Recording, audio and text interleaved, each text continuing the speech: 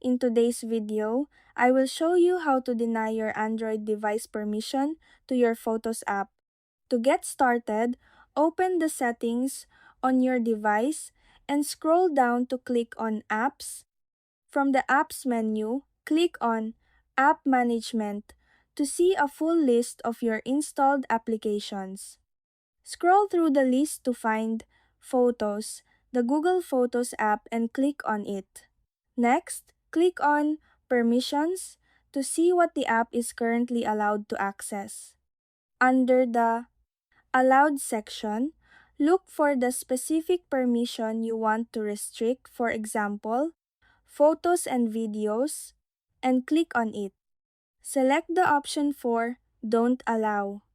A pop-up window will appear to warn you that the app might not work as intended. Simply click Don't Allow anyway to confirm your choice. If you want to stop the app from running entirely, you can go back to the app info page and click on Disable, then confirm by clicking Disable App at the bottom right of your screen. This will effectively hide the app and prevent it from accessing any of your data in 2026. And that's it.